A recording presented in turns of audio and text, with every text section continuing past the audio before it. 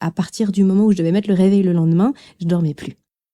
J'ai porté cette étiquette pendant longtemps en pensant que j'étais insomniaque. J'ai les cheveux châtains, les yeux marrons et je suis insomniaque, comme si ça faisait partie de mon identité. Pendant 15 ans, les insomnies d'Aurélie lui ont empoisonné l'existence. Ces troubles du sommeil avaient de graves conséquences sur sa santé et son bien-être. L'insomnie est un cercle vicieux dont il n'est pas facile de sortir. La personne souffre tellement de ne pas dormir qu'elle finit par avoir peur de se coucher et de ne pas réussir à s'endormir. Lorsqu'Aurélie devient maman pour la première fois, elle n'a plus accès au peu de repos qui lui maintenait la tête hors de l'eau. Elle se retrouve en grande détresse. Inspiration, quand les épreuves de la vie poussent à l'action. Un podcast d'En Marche, le magazine de l'AMC. Mes troubles du sommeil ont commencé il y a presque 20 ans maintenant. J'ai 37 ans aujourd'hui. Ils ont commencé, je devais avoir à peu près 16 ans. Et ils m'ont tenue pendant 15 ans. Je pense que ça a commencé parce que comme tout adolescent, il y a un décalage de rythme au niveau du sommeil pendant l'adolescence. Ça s'est fait petit à petit et au début, ça va. C'est-à-dire que j'étais jeune, donc je gérais. C'est plus la relation avec mon sommeil qui a été mise à mal. C'est-à-dire que j'ai commencé à détester aller me coucher parce que je m'endormais pas. Je passais des heures dans mon lit à attendre que le temps passe. Et donc cette relation avec le sommeil, elle est devenue difficile. J'ai perdu en fait confiance dans ma capacité à dormir. Et puis après, bien sûr, il y a eu le résultat aux examens, il y a eu après les premiers entretiens d'embauche, les relations sociales qui deviennent difficiles parce que à partir du moment où je devais mettre le réveil le lendemain, je dormais plus. Et donc c'était devenu très très compliqué à tout niveau. J'étais dans une forme de frustration et de colère de me dire mais pourquoi moi en fait ? J'avais des périodes d'insomnie vraiment sévères où je dormais absolument plus du tout, je passais des nuits blanches. Et puis des périodes où je récupérais un peu plus, je dormais un petit peu plus, pendant 1 semaine, 2 semaines, 3 semaines, 1 mois parfois. Et puis après, je replongeais pendant 2 mois, 3 mois. Et on va dire que ça s'est maintenu comme ça pendant presque 10 ans, sans que je ne comprenne ni pourquoi je dormais pas, ni pourquoi je dormais. C'est à la naissance de mon premier petit garçon que là, tout s'est effondré pour moi. Non pas que mes troubles personnels se soient, eux, accentués, mais c'est simplement que les périodes de récupération que je pouvais avoir par le passé, donc finalement un petit peu les journées où d'un seul coup, je dormais sans vraiment savoir pourquoi, mais qui arrivaient, bah là, en fait, je les avais plus avec un bébé qui pour le coup dormait extrêmement peu, voire même presque pas du tout, qui me réveillait toutes les heures et demie, qui faisait des siestes de 15-20 minutes, et donc en fait il y avait plus du tout de répit. Et là ça a été l'effondrement complet, c'est-à-dire que mon corps m'a lâché d'une certaine façon, donc j'ai vécu cette période avec énormément de difficultés. Je me sentais en hypervigilance en permanence, je me sentais un petit peu comme si tout m'échappait. C'est-à-dire que je me sentais m'affaiblir d'un point de vue physique, d'un point de vue cognitif. Ma mémoire était défaillante. Toutes les fonctions de mon corps me lâchaient. J'ai commencé à être en grande détresse. Déjà, je comprenais pas pourquoi mon bébé ne dormait pas. Alors, je le précise, c'est quand même un point très important. Lui ne dormait pas, non pas parce que moi, j'avais des soucis de sommeil. En fait, on ne savait pas ce qui était bon pour lui, pour son sommeil, et du coup, on avait des habitudes pour lui qui était désastreuse, qu'on a appris bien plus tard, puisqu'il a commencé à vraiment dormir, il avait 2 ans. Donc pour dire que ça a été quand même une période relativement longue et déstabilisante. Et après, il s'est mis à vraiment dormir. Mais moi, pendant toute cette période-là, du coup, c'était plutôt un isolement, que ce soit familial, social, professionnel aussi, puisque je pouvais plus travailler. On va dire que j'ai touché le fond lorsque je me suis retrouvée à plus pouvoir me lever. Je pouvais plus m'occuper de mon fils, plus m'occuper de ma famille, et j'étais malade en continu. Donc j'enchaînais. 10 jours de grippe, 10 jours de sinusite, gastro, j'enchaînais comme ça pendant presque 3 mois. Comment concrètement ça se traduit en fait dans votre vie quotidienne ? En fait, quand on est en hypervigilance, ça veut dire que le corps il ne s'autorise pas à aller vers le sommeil, donc on passe des nuits complètes sans dormir. Il y a beaucoup de pleurs. Et il y a une sensation de nervosité qui est vraiment extrême. On est en colère tout le temps, on est triste tout le temps, on est irritable, on n'arrive pas à se concentrer, on est maladroit, les yeux ils brûlent du matin au soir. Et puis on rate tout ce qu'on entreprend en fait, parce que le corps, il est vraiment en détresse. Il faut vraiment savoir que le sommeil, il vient soutenir toutes les fonctions de l'organisme. Et c'est la nuit qu'on vient récupérer, qu'il y a une vraie régénération interne, que la mémoire vient se mettre de la mémoire à court terme dans la mémoire à long terme, etc. Et donc, il n'y a pas tout ça lorsqu'on dort plus. Tout dans le corps défaillit quand on ne dort pas. En fait, c'est une telle souffrance. On peut même passer par des moments où on a juste envie que ça s'arrête. On se dit mais je peux pas aller plus loin. Comment je fais? Bon, finalement, le fait est c'est qu'on avance bien sûr, et puis l'entourage est aussi important. Mais il peut y avoir vraiment un désespoir très important qui s'installe. Et du coup, les moments où vous dormiez pas, qu'est-ce que vous faisiez? Alors, il y a plusieurs années, j'essayais d'utiliser mon temps pour faire certaines choses. Je me souviens, je m'occupais de mon linge, je m'occupais des affaires, je préparais des trucs pour le lendemain, je cuisinais même. Voilà, je m'occupais. Mais à un moment donné, quand les nuits s'enchaînent sans dormir et qu'on n'a plus de ressources, on peut même rien faire. Donc en fait, on tourne dans le lit, on attend, on croise les doigts, on se dit que cette nuit, elle sera peut-être un petit peu différente de la nuit précédente et que enfin le sommeil va revenir. Mais finalement, ça se traduit souvent par beaucoup de pleurs. Quand vous parliez de vos problèmes de sommeil, de vos insomnies, quelles étaient les réactions de votre entourage? C'était plutôt de l'inquiétude. Ils s'inquiétaient de me voir dépérir comme ça, de me voir être tout le temps malade, etc.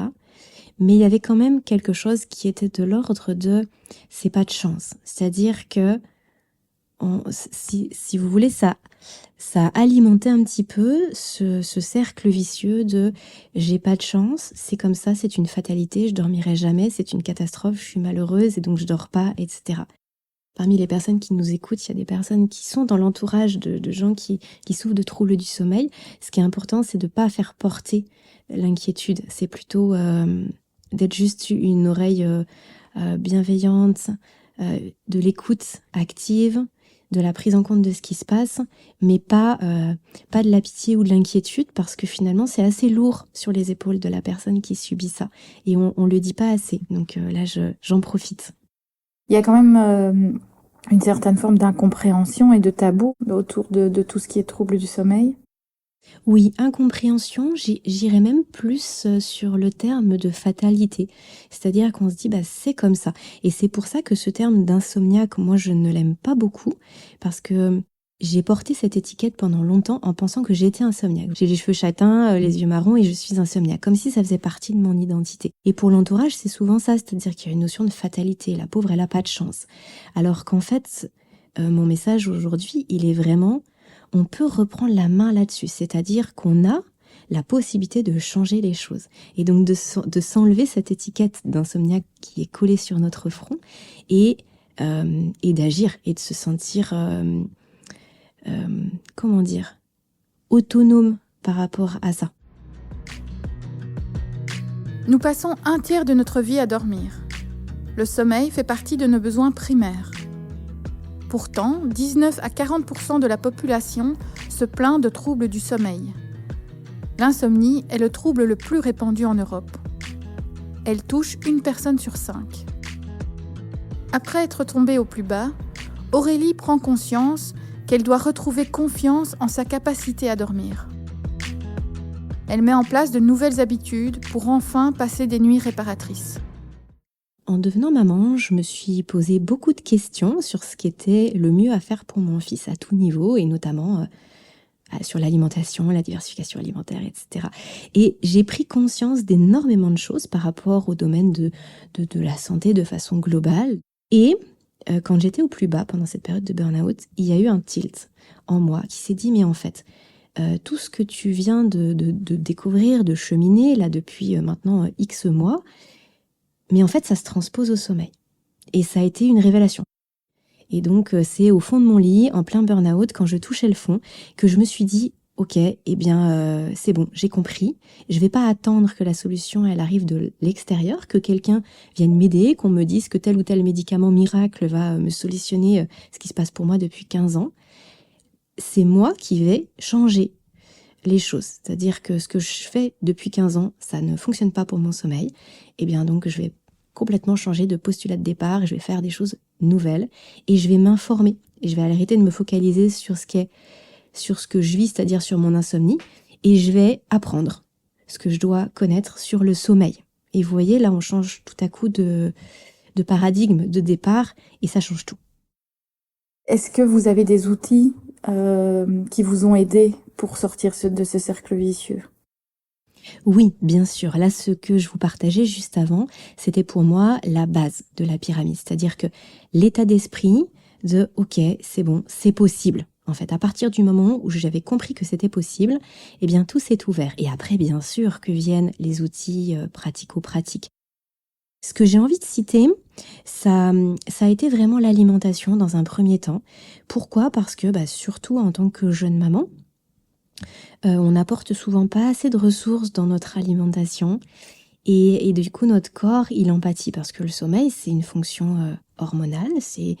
On a besoin de protéines, d'acides gras, de vitamines, de minéraux pour que cette fonction sommeil, cette fonction corporelle, elle puisse se mettre en place correctement. Et parfois, dans nos assiettes, c'est un peu trop vide de tout ça. Je me suis dit, ok, il va vraiment falloir que je fasse attention à ce qu'il y a dans mon assiette. Après, il y a un outil vraiment plus pratico-pratique de l'ordre des routines, des habitudes, de vraiment comprendre que le sommeil, il se prépare dès le matin.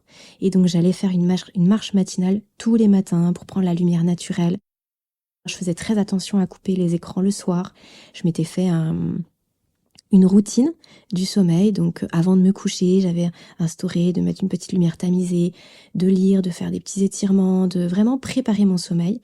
Et après, je pense qu'un des outils que on peut pas faire l'impasse, je suis obligée de le citer et en plus je l'adore cet outil, c'est vraiment la respiration. Le fait de venir trouver de la relaxation et de la détente grâce à la respiration qui vient faire le lien entre notre conscience, notre mental et puis notre système nerveux qui a besoin de s'apaiser pour le coucher ou pendant la nuit. Mon chemin, il a démarré il y a 5 ans. Et on va dire que ça a pris quelques mois pour que je puisse vraiment me dire « Ah ok, là c'est bon, maintenant j'ai des nuits réparatrices ». Parce qu'effectivement, ça se fait pas en claquant des doigts, il y a quand même besoin de mettre des choses en place, d'impulser. Forcément, après 15 ans, il y avait besoin de trouver des nouveaux repères. Ça fait 4 ans et demi maintenant que les choses ont complètement changé et que mes nuits sont réparatrices, que j'ai hâte d'aller me coucher. Alors que ça a été mon pire ennemi pendant longtemps, donc comme quoi vraiment tout est possible. Est-ce que vous avez encore des angoisses quand vous allez vous coucher ou quand vous vous réveillez en pleine nuit? C'est une question qui est vraiment intéressante parce que je pense que c'est un des éléments qui a pris le plus de temps. C'est-à-dire que lorsqu'on travaille sur son sommeil, il y a effectivement tout ce qui est de l'ordre de l'habitude, tout ce qui est de l'ordre purement physiologique, de ce qui vient nourrir le corps, etc. Mais il y a une grande partie aussi de discours interne. Quel est la petite voix qui nous parle dans notre tête, qu'est-ce qu'elle nous dit, qu'est-ce qu'on se raconte en fait. Et ça, c'est vraiment quelque chose d'important et ça prend du temps à changer finalement tous ces chemins mentaux qu'on avait depuis tant de temps. J'ai passé beaucoup de mois à reformuler ce qui me venait de façon très intuitive. Je me rassurais et l'angoisse, elle a disparu. Et aujourd'hui, quand je me couche, il n'y a plus cette petite voix. Donc comme quoi vraiment cette plasticité cérébrale dont on bénéficie en tant qu'être humain, elle est vraiment magique. Et ça a pu contrecarrer ce qui s'est passé pour moi pendant tant d'années. Au moment où ça commençait à aller mieux pour vous, vous avez décidé de créer des podcasts qui parlent de l'insomnie, qui parlent de votre histoire, mais aussi qui abordent le sommeil de manière plus générale. Est-ce que le fait d'avoir créé ces podcasts, ça vous a aidé aussi dans votre chemin pour aller mieux? Alors oui, complètement. Je pense que transmettre, c'est thérapeutique. Et à bien des égards. J'ai commencé le podcast, effectivement, ça faisait quelques mois que ça allait mieux pour moi. Mais je me rappelle d'ailleurs d'un épisode où je disais là ça va mieux, mais on verra bien où est-ce que tout ça me mène. Le podcast, il a été un petit peu comme un espèce de propulseur pour ce qui s'est passé pour moi et pour tout ce qui s'en est suivi au niveau professionnel pour moi autour du sommeil. Parce que lorsqu'on veut transmettre, on n'a pas le choix d'aller vraiment au bout des choses. Donc finalement, que ce soit d'un point de vue qualitatif, pour aller plus loin dans les sujets, pour être capable de reformuler, je me suis beaucoup formée, j'ai beaucoup lu, j'ai décortiqué les études, j'ai vraiment fait un travail de fond. Or là, d'un seul coup, tout devenait intéressant. Et donc, où est-ce que vous en êtes aujourd'hui au niveau professionnel ? Alors, au fur et à mesure que les podcasts sortaient, j'ai senti qu'il y avait un vrai engouement autour de cette problématique. Et j'ai commencé à avoir des demandes en fait de conseils, etc., de coaching, un peu comme ça, de façon pas bénévole, on va dire. Et puis un jour, j'ai rencontré Caroline Ferriol, qui, elle, travaillait autour du sommeil des bébés et des enfants. Et ensemble, on a décidé de créer la marque Sleep Angel pour accompagner les adultes. Et c'est comme ça que je suis devenue consultante sommeil pour les adultes et pour les adolescents. On vous aurait dit il y a 10 ans de ça que vous seriez aujourd'hui consultante sur le sommeil, vous l'auriez cru ? Oh, pas du tout. J'aurais été dans un syndrome de l'imposteur monstrueux en me disant mais c'est impossible, j'y comprends rien, j'y connais rien. Et sauf qu'en fait, aujourd'hui, il n'y a rien qui est plus limpide pour moi que le sommeil. Avec le recul, concrètement aujourd'hui, qu'est-ce qu'il y a quelques exemples de choses qui ont changé dans votre vie depuis 5-6 ans ? En priorité, je dirais que c'est la vision du fonctionnement du corps déjà qui a beaucoup changé, parce que tout ce que j'ai découvert autour du sommeil, à nouveau j'ai pu le transposer sur autre chose. Donc vous voyez, ça fait un petit peu une espèce de ping-pong qui est vraiment important. L'auto-sabotage mental que j'avais en permanence pendant toute ma vie de jeune adulte je dirais pas qu'il a complètement disparu parce que je pense pas que ce soit possible. Il y a toujours cette petite voix, mais en tout cas, il a considérablement changé. Et donc, du coup, j'ai beaucoup plus de bienveillance vis-à-vis de moi-même, de gratitude vis-à-vis des choses. Donc, vraiment, d'un point de vue discours interne et état d'esprit, ça a considérablement changé. Et surtout, le fait de travailler aujourd'hui autour du sommeil, ça a mis beaucoup de sens dans ma vie. C'est-à-dire que je me sens vraiment alignée dans ce que je fais. Et là, aujourd'hui, j'ai l'impression que cette transmission me permet d'être vraiment moi-même. Quel âge ont vos enfants aujourd'hui ? Parce que vous avez eu un deuxième enfant depuis ? Oui, tout à fait. Donc, le premier, il a 5 ans et demi. Et puis, le deuxième, il a 2 ans et demi. Donc, effectivement, pendant cette période, j'ai vécu avec un tout autre regard à la fois ma grossesse, mais aussi le postpartum de mon deuxième, qui s'est nettement mieux passé, bien évidemment, que pour le premier, oui. Et vous en parlez avec vos enfants de l'importance du sommeil ? Alors, pour le petit, ça reste très succinct. C'est plus que à 2 ans et demi, clairement, il veut pas aller se coucher. Donc, c'est plutôt maman, elle est la gardienne de ta santé, de ton sommeil. Donc, c'est important. Et là, c'est l'heure du dodo. Ça se résume à ça. Mais pour le plus grand, oui, on vient quand même poser quelques mots, qu'il puisse savoir ce qui se passe dans son corps pendant la nuit, que oui, c'est important, mais en même temps, ça reste très léger, qu'il puisse faire confiance à son corps sans que le mental et l'intellect n'interviennent de trop. Quel message vous avez envie de faire passer aux personnes qui souffrent d'insomnie ? Je pense que l'élément essentiel, et ça va bien sûr reboucler avec des choses qu'on a évoquées là ensemble, c'est déjà que c'est possible, que la solution, elle n'est pas à chercher à l'extérieur, que vraiment la solution, elle est là, elle est en nous, c'est-à-dire que le sommeil, c'est une fonction innée, notre corps, il sait dormir. S'il y a trouble du sommeil, c'est qu'il y a quelque chose qui entrave les mécanismes qui sous-tendent le sommeil. Et donc, on va venir mettre sa petite casquette de Sherlock Holmes et puis venir découvrir quels sont les éléments qui entravent. Et peut-être que je terminerai par un message d'ouverture sur le renforcement. C'est-à-dire qu'au travers tout ce que j'ai pu explorer, travailler, découvrir, j'ai pu travailler sur mon immunité, j'ai pu travailler sur justement mes émotions, sur la gestion de mes valeurs, de ce qui est important pour moi, de mon discours interne, comme je le disais, l'auto-sabotage, etc. Donc en fait, j'ai l'impression que le fait d'avoir travaillé sur mon sommeil, ça m'a absolument renforcée sur tous les éléments de ma vie.